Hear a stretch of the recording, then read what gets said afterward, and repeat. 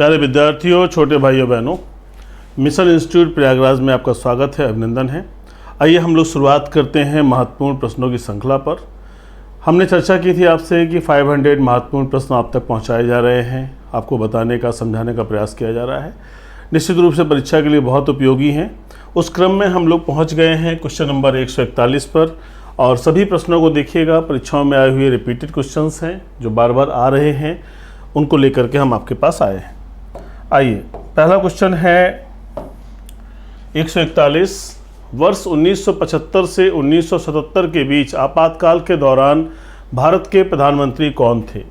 देखिए, सीजीएल का क्वेश्चन है, टीयर 1 का, और 2018 का प्रश्न है। Option A Rajiv Gandhi, option B Morarji Desai, option C Chaudhary Charan Singh, option D Indira Gandhi. तो देखिए, अगर आपको कार्यकाल पता है तो आप आइडिया लगा सकते हो, ठीक है। अगर कार्यकाल नहीं पता है तो आपको सीधे ध्यान रखना पड़ेगा कि अनुच्छेद 352 के अंतर्गत राष्ट्रीय आपात की बात की गई है, और राष्ट्रीय आपात 1975 में इंदिरा गांधी के कार्यकाल में लगा,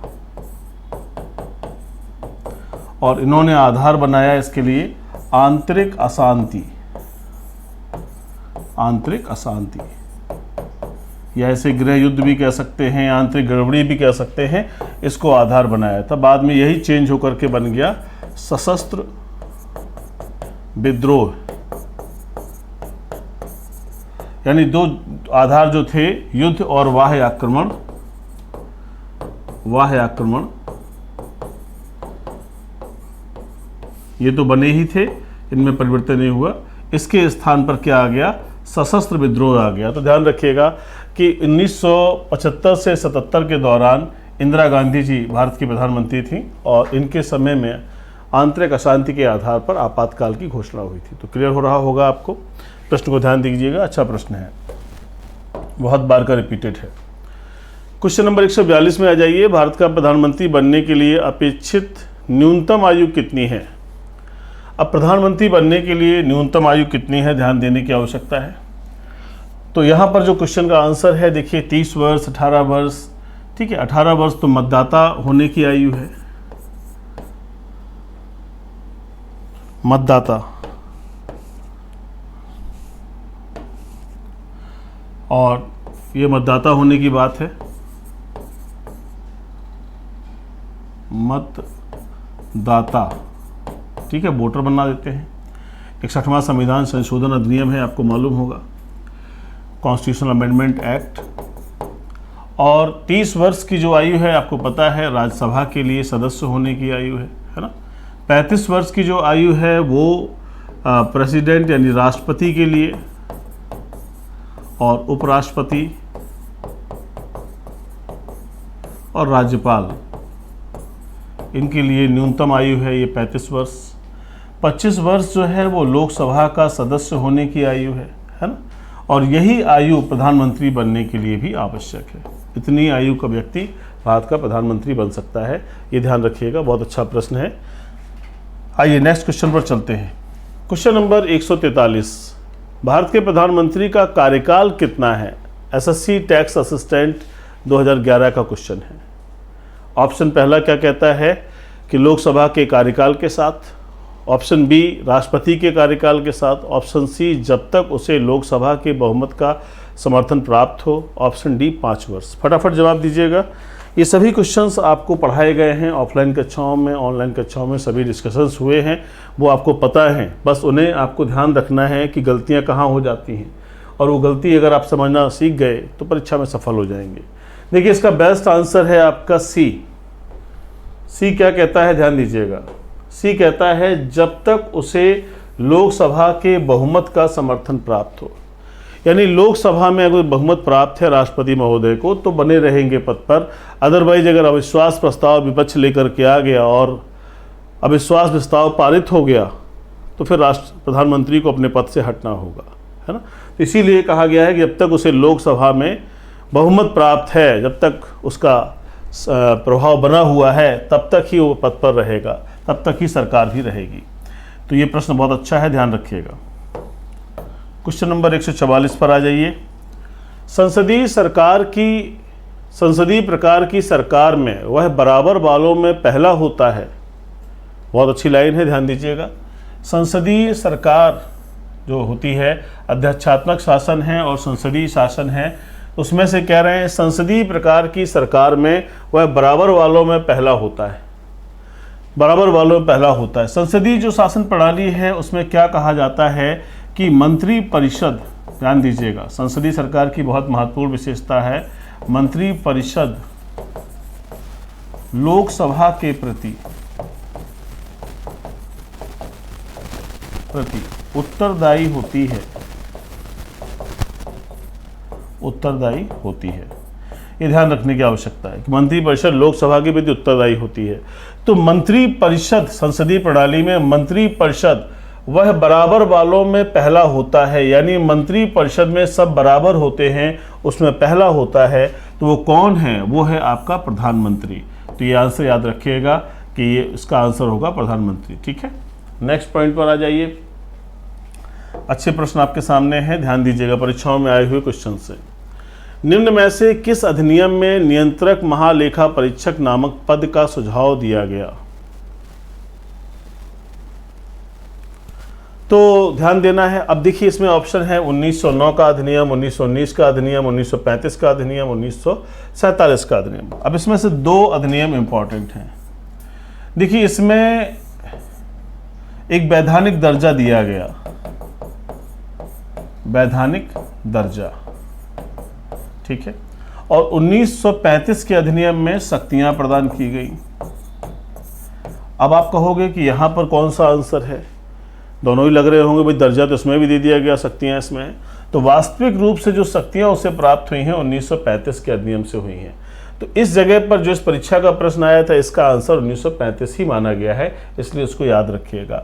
वैधानिक दर्जा अगर स्पष्ट कहीं से पूछा जाए तो फिर आपको ये देखना है, शक्तियां स्पष्ट रूप से पूछी जाए तो 1935 देखना है, लेकिन इस क्वेश्चन का आंसर आपको 1935 ही टिक करना है, ये ध्यान रखिएगा। आइए नेक्स्ट क्वेश्चन पर आते हैं। क्वेश्चन नंबर 146, भारत के नियंत्रक एवं महालेखा परीक्षक की नियुक्ति की अवधि कितनी है? बहुत अच्छा प्रश्न है। आप देखते होंगे कि आर्टिकल 148 to 151 ये CAG के संदर्भ में प्रावधान करता है, यानी नियंत्रक एवं महालेखा परीक्षक के बारे में, और उसमें से आर्टिकल 148 अपॉइंटमेंट के बारे में बताता है, किसका अपॉइंटमेंट कैसे होगा और इसका कार्यकाल क्या होगा। तो इसका जो आंसर है वो बेस्ट आंसर क्या होगा? 6 वर्ष या 65 वर्ष या 6 वर्ष या 65 वर्ष की आयु जो भी पहले हो, तो इसका बेस्ट आंसर यही है कि 6 वर्ष या 65 वर्ष, इनमें से जो भी पहले होगा उस समय तक कार्यकाल होगा। ठीक है, तो इसे याद रखना होगा। अच्छा प्रश्न है, ध्यान रखिएगा। ये भी याद रखिएगा कैसे क्वेश्चंस बन रहे हैं। क्वेश्चन नंबर 147, भारत के संविधान का अनुच्छेद 76 किसके पद से संबंधित है? अब आ जाइए आर्टिकल 76। देखिए अनुच्छेद जो 76 है ये संबंधित है महान्यायवादी से। महान्यायवादी बहुत ही महत्वपूर्ण पद है और भारत सरकार का सलाहकार होता है, विधिक सलाहकार होता है ना। इससे जुड़े हुए प्रश्न भी आपको और भी मिलने जा रहे हैं, तो उधर पर भी हम लोग देखेंगे विधिक सलाहकार।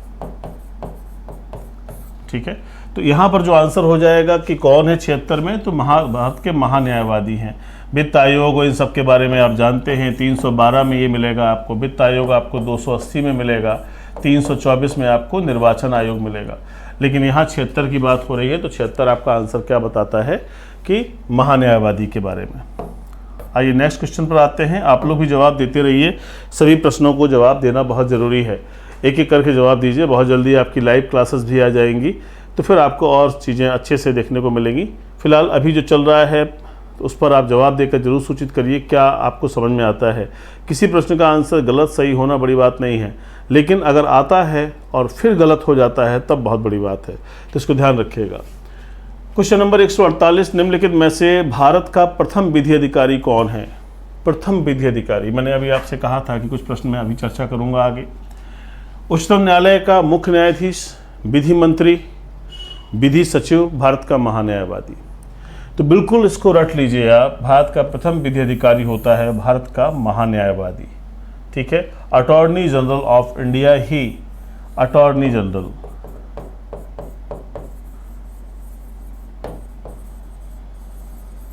ऑफ इंडिया, यही भारत के जो है प्रथम विधि अधिकारी होते हैं और विधिक मामले में सलाह देने की शक्ति इन्हीं को प्राप्त है। ये संसद में भी बैठ सकते हैं, संसद की कार्रवाई का हिस्सा भी हो सकते हैं और अपने विचार दे सकते हैं, लेकिन मत नहीं दे सकते क्योंकि सदस्य नहीं होते हैं, मत नहीं दे सकते।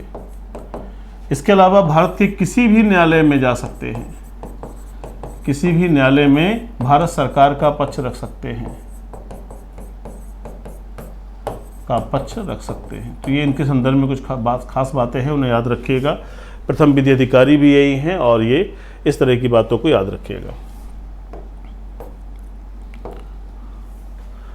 नेक्स्ट क्वेश्चन पर आ जाइए। सेना द्वारा प्रशासन तथा न्यायपालिका को अपने नियंत्रण में लेने के बाद लागू कायदे कानून को क्या कहते हैं? यानी वो कानून कौन सा हो जाता है ना। सेना जब प्रशासन को और न्यायपालिका को, ये दोनों शक्तियों को अपने हाथ में ले लेती है ना। ईश्वर न करे ये दिन कभी आए, ये दिन पाकिस्तान में आता है, ठीक है ना। भारत एक लोकतंत्र है जहाँ जनता का शासन है और जो हमारी संवैधानिक व्यवस्था है उसमें ये कभी होने की कोई चांसेस भी नहीं है, ठीक है। तो यहाँ ध्यान दीजिएगा, ये तख्ता पलट जो है ये पाकिस्तान वाली कहानी है, तो ये वहाँ होता है, वहाँ के संविधान में ऐसी नकारात्मक स्थिति है कि वो हो सकता है। हड़ताल तो जनता ही करती रहती है, या लोग करते हैं या कर्मचारी करते हैं। राजनीतिक बंदी का भी कोई मतलब नहीं है क्योंकि सेना का काम हो रहा है तो राजनीतिक बंदी नहीं। इसका आंसर है मार्शल लॉ, यानी जो सैन्य कानून होता है उसे बोलते हैं मार्शल लॉ, वो लागू हो जाता है, ठीक है। बहुत अच्छा प्रश्न है, ध्यान रखिएगा। CPF में CPO SI का क्वेश्चन है 2017 का। क्वेश्चन नंबर 150 पर आ जाइए। लोकपाल का विचार लिया गया। ऑप्शन ए ब्रिटेन से, अमेरिका से, ऑप्शन सी स्कैंडिनेवियाई देशों से और फ्रांस से। देखिए इसका आंसर क्या है, यहाँ ध्यान दीजिएगा। इन सब देशों से अलग अलग संसदीय शासन प्रणाली ली हमने, महाभियोग की प्रक्रिया ली, फंडामेंटल राइट्स लिया, यहाँ से गणतंत्रात्मक कुछ बातें ली गई। यहाँ स्कैंडिनेवियाई देशों से हमने इसको लिया है और ख़ास तौर से स्वीडन में लोकपाल शब्द की पहली चर्चा आई थी और इसके आधार पर ही सारी बातें हुई हैं। इस प्रश्न को याद रखिएगा। लोकपाल का मतलब है एक ऐसा पद जो भ्रष्टाचार और तमाम चीज़ों के प्रति सुनवाई कर सके, उन शासन से जुड़े हुए लोगों की सुनवाई कर सके, अव्यवस्था को समझ सके, तो ये लोकपाल एक बड़ा ही महत्वपूर्ण मुद्दा है। लोकपाल और लोकायुक्त के संदर्भ में ही तो आपने देखा है अन्ना हजारे ने इतना बड़ा आंदोलन कर दिया, उसी से तो निकले हैं अरविंद केजरीवाल और दिल्ली के मुख्यमंत्री तक बने हैं। तो ये सब वही मुद्दे हैं जिसके विषय में चर्चा अभी आपसे हो रही है। तो इसके आंसर को याद रखिएगा, स्कैंडिनेवियाई देश और स्वीडन। क्वेश्चन नंबर 151 कहता है कि भारत के राष्ट्रपति अपनी शक्तियों का प्रयोग करते हैं। 2016 का जो बिहार PCS का एग्ज़ाम है उसका क्वेश्चन है ये। बहुत अच्छा प्रश्न है, समझना बहुत ज़रूरी है। ऑप्शन ए सीधे अथवा अपने अधीनस्थ अधिकारियों द्वारा, ऑप्शन बी मंत्रियों के द्वारा, ऑप्शन सी प्रधानमंत्री के द्वारा, ऑप्शन डी मंत्रिमंडल के द्वारा और ऑप्शन ई भी देते हैं बिहार में। और क्या कह रहे हैं, उपरोक्त में से कोई नहीं, उपरोक्त में से एक से अधिक। बहुत अच्छा प्रश्न है। देखिए इस प्रश्न को समझने का प्रयास करिएगा। राष्ट्रपति अपनी शक्तियों का प्रयोग करते हैं। अगर आपने क्लासेस अटेंड की हैं और आपने देखा होगा, मैं तो आर्टिकल वाइज भी चीज़ें आपको एक्सप्लेन करता हूं और हमेशा ये प्रयास रहता है कि ज़्यादा से ज़्यादा पढ़ाया जाए, कम ना किया जाए। समय लग जाए वो ठीक है, लेकिन चीज़ें पूरी आप तक पहुंच जाएं और विस्तार से पहुंच जाएं। तो जो भी विद्यार्थी पढ़े हैं उनको आर्टिकल 53 याद आ रहा होगा। मैंने कहा था राष्ट्रपति अपनी कार्यपालिका शक्ति का प्रयोग स्वयं एवं अपने अधीनस्थ अधिकारियों के माध्यम से करता है। अधीनस्थ अधिकारियों के माध्यम से,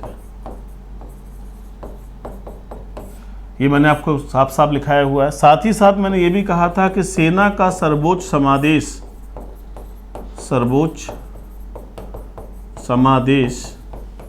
राष्ट्रपति में निहित होता है। राष्ट्रपति में निहित, vested in the President of India, निहित होता है। अब देखिए दोनों बातें हमने आपको एक्सप्लेन की हैं और सीधा सीधा प्रश्न आ रहा है। अब जरा भी कन्फ्यूज़न आपने अगर लगाया और बहुत दिमाग का प्रयोग कर दिया, गलत हो जाएगा। क्यों गलत हो जाएगा मेरे भाई? क्योंकि देखिए, लोगों के मन में मंत्रियों के द्वारा, प्रधानमंत्री के द्वारा, मंत्रिमंडल के द्वारा विचार आ रहा होगा, लेकिन आंसर क्या है? सीधे करता है वो प्रयोग अथवा अपने अधीनस्थ अधिकारियों के द्वारा करता है। यही आंसर मान्य है और यही सही आंसर है। ठीक है, इसे ध्यान रखिएगा। क्वेश्चन नंबर 152, भारतीय संविधान में समस्त कार्यपालिका शक्तियां निहित हैं। अब देखिए, फिर उसी से जुड़ा हुआ क्वेश्चन है और क्या कहता है कि संघ की कार्यपालिका शक्ति, अगर आर्टिकल 53 को आप देखें तो उसमें साफ साफ लिखी है कि संघ की कार्यपालिका शक्ति, कार्यपालिका शक्ति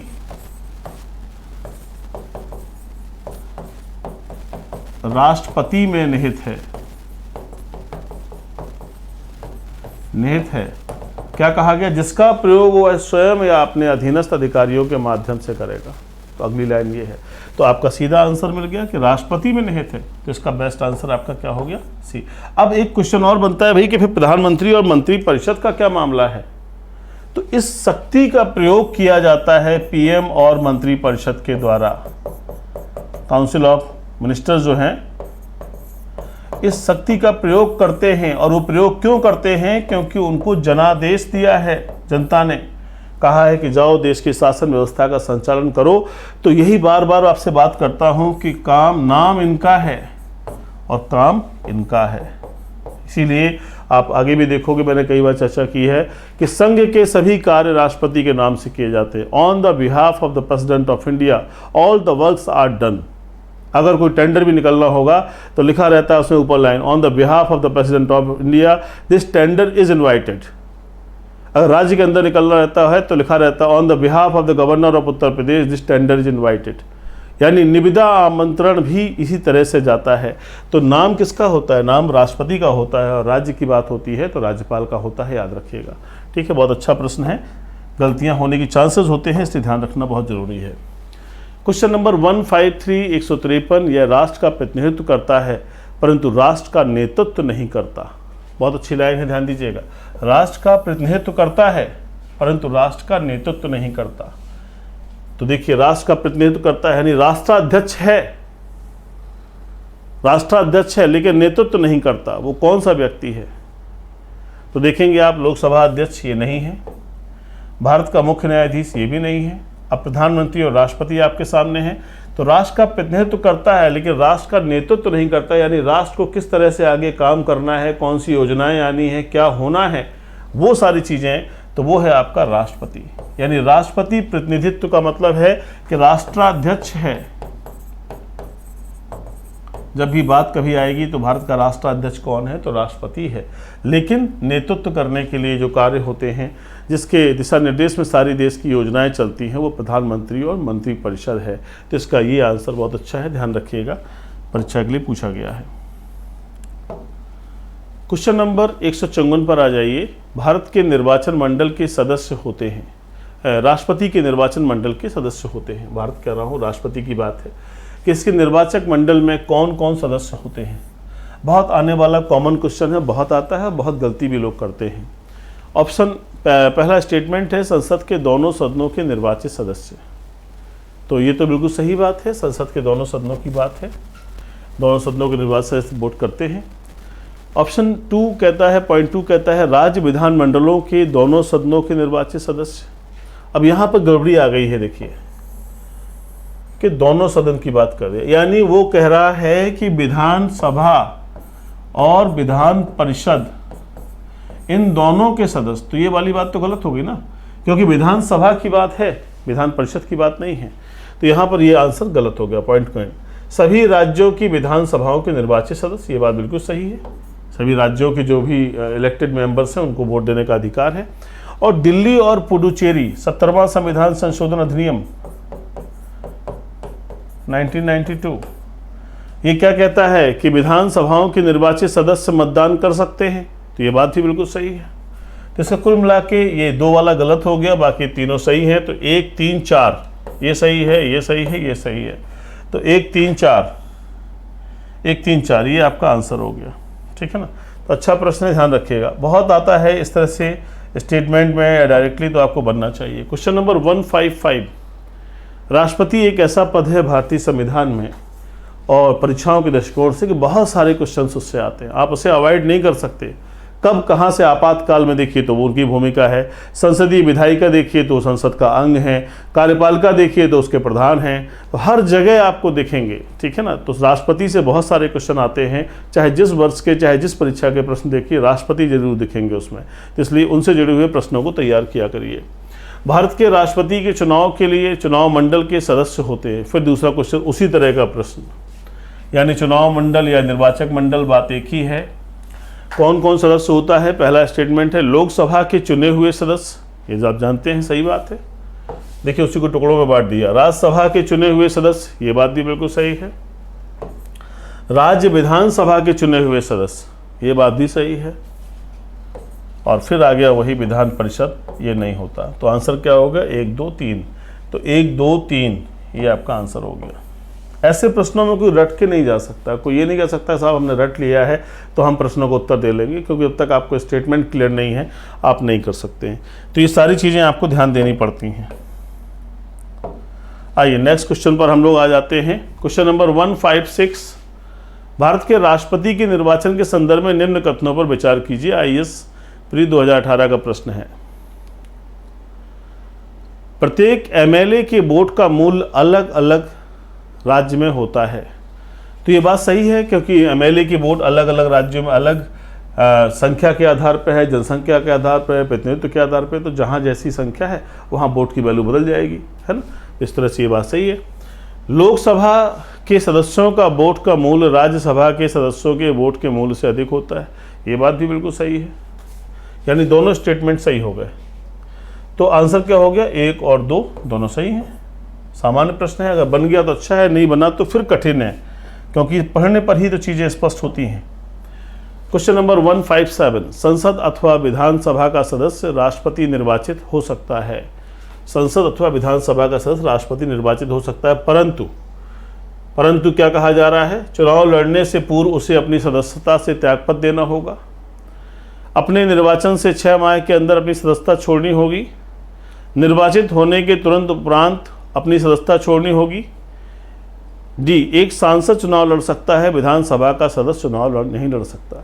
अगर आप देखें इनकी योग्यताओं के बारे में, तो योग्यता के बारे में क्या कहा गया कि इंडियन हो यानी भारतीय नागरिक हो, 35 साल की आयु, 35 साल की आयु,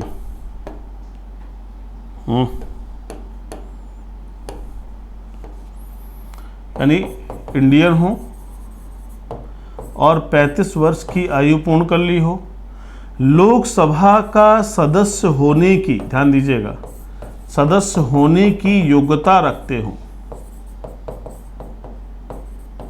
योग्यता रखते हो। और चौथा क्या है? लाभ के पद पर ना हो, लाभ के पद पर ना हो। यानी पहली योग्यता भारतीय नागरिक, दूसरी योग्यता 35 वर्ष की आयु पूर्ण कर ली हो, तीसरी योग्यता लोकसभा का सदस्य होने की योग्यता रखते हो, और चौथी जो है लाभ के पद पर हो। यानी कोई जरूरी थोड़ी है कि वो कहीं का सदस्य होगा तभी चुनाव लड़ेगा, एनीवन। अब मैं तो मान लो कुछ बहुत अच्छी स्थिति में नहीं हूँ कि मैं चुनाव लड़ूंगा राष्ट्रपति का, लेकिन अगर चुनाव लड़ने की योग्यता की बात करें तो हमारे जैसे तमाम कोचिंग के अध्यापक भी चुनाव लड़ सकते हैं। तो बात उसकी नहीं है, ये क्या है? 35 वर्ष हो, लोकसभा का सदस्य होने की योग्यता रखता हो और लाभ के पद पर ना हो, यानी सरकारी नौकरी में ना हो, सरकार से वेतन भत्ते सुविधाएं ना पा रहा हो। तो इसका मतलब है कि ये वाली बात गलत हो गई। चुनाव लड़ने से पूर्व ये वाली बात भी गलत हो गई। अपने निर्वाचन की 6 माह ये भी गलत हो गई। इसका बेस्ट आंसर हो गया सी, कि निर्वाचित होने के तुरंत उपरांत अपनी सदस्यता छोड़नी होगी। जब आप निर्वाचित हो जाए, आप उस पद पर जैसे ही आ जाए वैसे ही आप अपना पद छोड़ दें, ये बेस्ट तरीका है। तो ये ध्यान रखिएगा। क्वेश्चन नंबर 158, भारत का राष्ट्रपति कितनी बार पुनः चुनाव के लिए पात्र होता है? ये बात पहले भी क्वेश्चन पूछी गई है और BPSC का क्वेश्चन है, 2022 का क्वेश्चन है, इसलिए रिपीट फिर हमने कर दिया आपके सामने कि पुनः निर्वाचन, है ना, री इलेक्टेड कैसे हो सकते हैं। तो 1 बार, 2 बार, 3 बार, कितने भी बार, उपयुक्त में से कोई नहीं, उपयुक्त में से एक से अधिक। देखिए, अगर आपने हमारी क्लासें अटेंड की हैं तो ज़रूर आपको याद आ रहा होगा, मैंने आर्टिकल 57 आपको पढ़ाया है। राष्ट्रपति पढ़ाने में मुझको लगभग 10 दिन का समय लग जाता है ना। उसमें इतनी विस्तार है, इतनी बातें हैं, सब कनेक्ट करते हैं राष्ट्रपति और उसकी शक्तियों में, बहुत टाइम लगता है, तो इसलिए ध्यान दीजिएगा। तो 57 में कहा गया है कि पुनर्निर्वाचन का पात्र है, निर्वाचन का पात्र है। तो इसका मतलब है कितनी भी बार हो सकता है, यहां पर कोई फिक्स नहीं है। मैंने पूर्वी कक्षा में आपको बताया है कि और स्थानों पर फिक्स है, तो इसका आंसर हो गया डी, कितनी भी बार बन सकता है। ठीक है, जबकि अमेरिका में और अन्य देशों में 2 कार्यकाल फिक्स हैं, है ना। तो ये मैंने आपको पूर्वी कक्षा में बताया भी है, ध्यान रखिएगा। आज का सेकंड लास्ट क्वेश्चन है, ध्यान दीजिए, बहुत अच्छा प्रश्न है। अगर भारत के राष्ट्रपति के चुनाव में कोई विवाद है तो उन विवाद को सौंपा जा सकता है। ये भी बिहार का ही क्वेश्चन है, 1992 का। भारत के महाधिवक्ता को, संसद को, भारत के सर्वोच्च न्यायालय को, इनमें से कोई नहीं। अब देखिए, ये जो विवाद है राष्ट्रपति का, अगर आप आर्टिकल 71 को देखें, हमने क्लासेस में नोट कराया है, ध्यान दीजिएगा आप इसे। 71 को देखें तो उसमें लिखा है कि राष्ट्रपति के चुनाव से संबंधित अगर कोई विवाद है तो क्या होगा, उसका निपटारा सुप्रीम कोर्ट के द्वारा किया जाएगा और वही अंतिम होगा। मतलब it will be the final judgement, इसमें फिर कहीं कोई क्वेश्चन मार्क नहीं है। और मैंने इसी समय आपको बताया था कि सपोज दैट अगर कोई व्यक्ति राष्ट्रपति बन जाता है और राष्ट्रपति रहने के दौरान वो कुछ कार्य करता है, बहुत अच्छा प्रश्न है, पीसीएसजे का प्रश्न है, एचजीएस का प्रश्न है। मान लो वो कुछ कार्य करता है, तो जो कार्य वो करता है और फिर बाद में मान लीजिए उसका इलेक्शन क्या हुआ, उसका इलेक्शन जो है अवैध मान लिया गया, तो वो पद से हटेगा, पद से हटेगा। गहरी बात है, ध्यान से देखिएगा, पद से हटेगा। लेकिन जो उसने कार्य किए हैं उनके संदर्भ में कहा गया कि उन्हें वैध माना जाएगा, लीगल माना जाएगा। ये प्रश्न है, ये बहुत अच्छा प्रश्न है। उनके द्वारा किए गए कार्य को आप अवैध नहीं कर सकते, इलीगल नहीं कर सकते कि नहीं साहब वो तो इलीगल हो गया, अब कोई मतलब ही नहीं है, ऐसा नहीं कर सकते। तो ध्यान रखिएगा कि यहाँ पर 71 ने बताया। अच्छा, इसी बात को और याद रखिएगा कि यही व्यवस्था उपराष्ट्रपति के लिए भी है। इसके साथ साथ आप यही याद रखिएगा, अगर उपराष्ट्रपति के चुनाव में भी यही कंडीशन आती है तो उसका भी निपटारा सुप्रीम कोर्ट के द्वारा ही किया जाएगा और सुप्रीम कोर्ट द्वारा दिया गया निर्णय ही अंतिम होगा और वही फाइनल होगा। क्लियर हो रहा है? निर्वाचन आयोग की भूमिका नहीं है, अन्य जगहों पर निर्वाचन आयोग भी इन्वॉल्व होता है, लेकिन यहाँ पर नहीं है, तो इसको याद रखिएगा। बहुत अच्छा प्रश्न है, परीक्षाओं में बहुत आया है, सभी परीक्षाओं में रिपीट होता है। आज का लास्ट क्वेश्चन है क्वेश्चन नंबर 160। राष्ट्रपति 5 वर्ष तक अपने पद पर रहता है, 5 वर्ष तक अपने पद पर रहता है, बिल्कुल क्लियर बात है, सही है। लेकिन वो 5 वर्ष कैसा है? अपने निर्वाचन की तारीख से, संसद द्वारा निर्धारित तिथि से, निर्वाचन की तारीख से, संसद द्वारा निर्धारित तिथि से, अपने पद ग्रहण की दिन से, निर्वाचन आयोग द्वारा घोषित तिथि से। अब देखिए कितना बढ़िया प्रश्न आपके सामने है। लोगों को तो मालूम है कि 5 वर्ष रहता है, अगर इतना ही याद करना है तो सबको याद करके बैठ जाएंगे, लेकिन इसका आंसर कहाँ देंगे? अगर आपने क्लासेस की हैं तो गौर से देखिएगा, हमने आपको 56 पढ़ाया है, राष्ट्रपति की पदावधि, और हमने उसमें साफ साफ कॉपियों में लिखवाया है पद ग्रहण की तिथि से, की तिथि से 5 वर्ष की अवधि के लिए पद धारण करेगा। यहाँ तक हमने आपसे कहा है कि अगर राष्ट्रपति की मृत्यु हो जाती है, जैसे जाकिर हुसैन साहब नहीं रहे, डॉक्टर जाकिर हुसैन की मृत्यु हो गई और उसके बाद फिर चुनाव हुआ तो बीबी गिरी भारत के राष्ट्रपति बने। तो बीबी गिरी जब राष्ट्रपति बने तो वो कोई शेष अवधि के लिए राष्ट्रपति नहीं बने, वो पूरे 5 वर्ष के लिए बने और पद ग्रहण की तिथि से 5 वर्ष की अवधि के लिए। तो ये प्रश्न आपके सामने थे, उम्मीद करता हूँ आपको समझ में आए होंगे। एक प्रयास है ताकि सभी परीक्षाओं में जो भी आप दे रहे हैं, वीडियो जैसी परीक्षाएं सामने लगी हुई हैं, उनमें भी फ़ायदा हो सके, और जो डिफेंस के एग्ज़ाम है या जो भी बच्चे वहाँ दे रहे हैं उनको भी फ़ायदा मिल सके। एक 22 तारीख से ऑफलाइन बैच आ रहा है यूपीएसआई, यूपीपी के लिए और एसएससी फाउंडेशन के लिए। तो अगर जो भी विद्यार्थी इच्छुक हैं वो उसमें शामिल हो सकते हैं। 3 दिवसीय ट्रायल क्लासेज वहाँ पर अवेलेबल हैं। यथासंभव सभी अच्छे प्रयास किए जा रहे हैं। मिशन इंस्टीट्यूट सर्वाधिक सिलेक्शन देने में सफल रही संस्था है। हालांकि ऑनलाइन की दुनिया में बहुत ज़्यादा सकारात्मक ढंग से हम लोग कार्य नहीं कर पाए, लेकिन ऑफलाइन में हमने जो परिणाम दिए हैं उसकी तुलना उत्तर भारत में कर पाना बहुत कठिन है। तो ऐसे में एक बहुत अच्छे रूप से परिणाम आए। अभी NBS का रिजल्ट आया है, उसमें लगभग काफ़ी लोग हमारे यहाँ से 2 लोगों का नहीं हुआ, बाकी सभी विद्यार्थी जो है लेक्चरर के पद पर सिलेक्ट हो गए हैं। अभी KBS TGT PGT भी आने वाला है, उसमें भी बहुत अच्छे परिणाम आने की उम्मीद है। और PRT इंटरव्यू की भी कक्षाएँ समय से संचालित होंगी। तो आप लोग बराबर टच में बने रहिए, चीज़ों को देखते रहिए। जो भी प्रश्न अगर समझ में नहीं आता है, कुछ भी है, कमेंट बॉक्स में आके हमें ज़रूर इन्फॉर्म करिए, ताकि मैं उसको देखूंगा। अगर मुझे लगता है कि मुझे और किसी तरीके से एक्सप्लेन करना है तो अगली वीडियोज़ में, अगली कक्षाओं में उन्हें आप तक पहुंचाने का प्रयास करूंगा। बहुत जल्दी लाइव क्लासेज भी प्रारंभ होने जा रही हैं और साथ ही साथ यूपी स्पेशल पर कुछ विशेष कक्षाएँ आ रही हैं, ताकि UPSSC, UPSI, UPP और इस तरह के जो भी एग्ज़ाम्स हैं, RO, ARO, UPPCS, इन सभी के लिए अच्छे प्रश्नों का संकलन आप तक पहुंच सके, अच्छी जानकारी आप तक पहुंच सके। अपना बहुत ख्याल रखिए, पढ़ाई करते रहिए। पढ़ाई करने पर ही जीवन में सफलताओं की संभावना है, और वो जो सफलता मिलती है वो बहुत दूर तक एक दीर्घगामी सफलता होती है, उसका कोई भी तुलनात्मक अध्ययन नहीं हो सकता। तो जीवन में हमें सफल होने के लिए अपने रास्ते को खुद बनाना है। प्रयास करिए, मेहनत करिए, ईश्वर निश्चित रूप से सद्बुद्धि प्रदान करेगा, रास्ता बनेगा। जय हिंद।